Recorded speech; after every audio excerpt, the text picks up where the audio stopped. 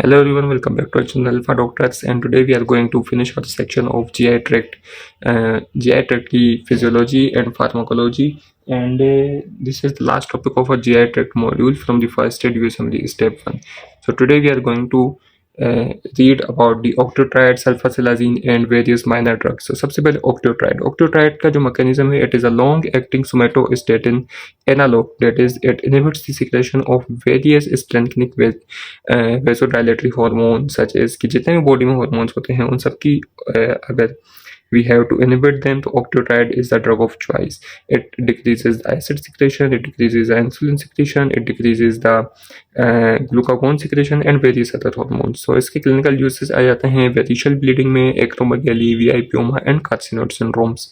Adverse effects of octreotide include nausea, cramps, steatorrhea, that is the fatty stools, and increased risk of cholelithiasis, क्योंकि ये CCK की inhibition भी करवा रहा होता है. CCK is a hormone that increases the contraction of the gallbladder, और जब gallbladder की contraction बढ़ेगी तो यहाँ से bile रिलीज होगा.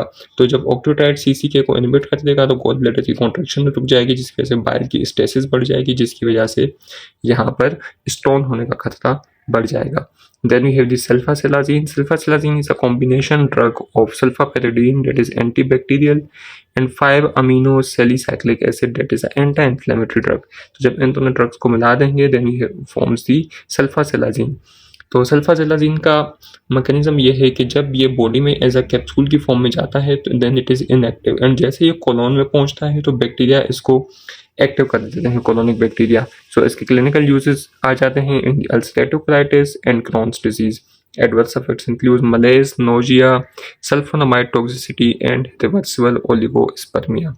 Then we have loperamide. Loperamide is an agonist at the opioid receptors, और इसका मैकेनिज्म ये होता है कि ये गट की मोटिलिटी को रिड्यूस कर देता है, क्योंकि गट की motility is mainly controlled via the parasympathetic nervous system.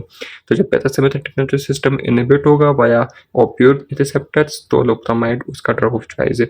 जब गट की मोटिलिटी रिड्यूस होगी यानी कि it helps with the diarrhoea, क्योंकि जब डायरिया होता है गट की मोटिलिटी बढ़ी हुई होती है, तो by reducing the gut motility it helps in the diarrhea, and its adverse effects are constipation and nausea.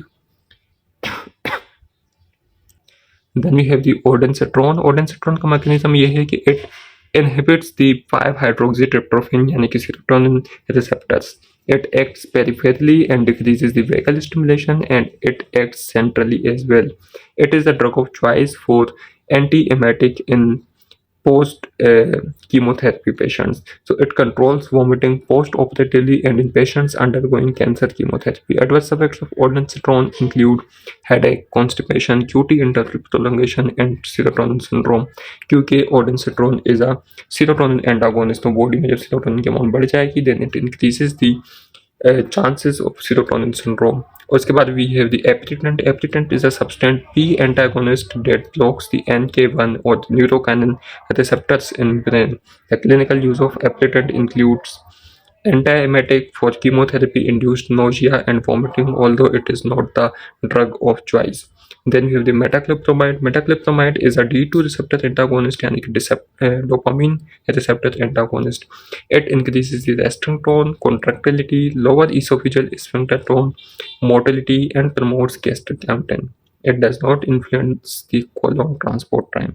So the clinical uses of metoclopramide include diabetic and post-operative gastroparesis, क्योंकि ये गट की मोटिलिटी को बढ़ाता है, तो जिसकी वजह से डायबिटिक एंड पोस्ट ऑप जो गैस्ट्रोपेरेसिस हो जाती है उसमें ये हेल्पफुल है. उसके अलावा एंटी एमेटिक भी है, and it is also used in the persistent GERD, क्योंकि ये लोअर इसोफेजियल स्फिंक्टर की टोन को बढ़ा रहा है. Adverse effects include parkinsonian like symptoms such as tardive dyskinesia, restlessness, drowsiness, fatigue, depression and diarrhea. So it has drug interactions with digoxin and diabetic agents. Therefore, it is contraindicated in small bowel obstruction and Parkinson's disease, and it also is known to decrease the seizure threshold. यानी कि it increases the chances of seizures. Then we have the orlistat. Orlistat inhibits the gastric and pancreatic lipase, जिसकी वजह से breakdown and absorption of dietary fats body में कम हो जाती है. There it is also taken with fat containing meals. इसका जो clinical use है, it is a drug of choice for weight loss. It is a widely used drugs in those women that are known to do dieting. So adverse effects include abdominal pain, flatulence, bowel, frequent bowel movements such as diarrhea and steatorrhea, and decreased absorption of fat soluble vitamins. और उसके अलावा कुछ minor drugs आ जाते हैं such as laxatives. Laxatives 4 किस्म के होते हैं: bulk forming laxatives, osmotic laxatives, stimulants and emollients. So bulk forming laxatives such as psyllium and methyl cellulose, इनका मैकेनिज्म ये होता है कि ये सोल्यूबल फाइबर्स को ड्रॉ कर ले। ये सोल्यूबल फाइबर्स होते हैं, तो जब ये ल्यूमेन में जाएंगे तो वाटर को अपने पास खींच लेंगे। जब भी वाटर को खींच लेंगे so they form a viscous liquid that promotes peristalsis, जिसकी वजह से हाजमा बेहतर हो जाएगा। Adverse effects include bloating. Osmotic laxatives की बात करें तो इसमें जाते हैं magnesium hydroxide, magnesium citrate and polyethylene glycol as lactulose.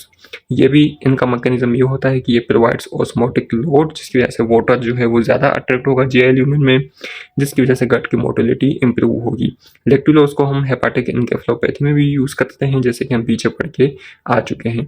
सो इसके side effects include diarrhoea, dehydration and may be misused by patients such as those patients that have the bulimia nervosa.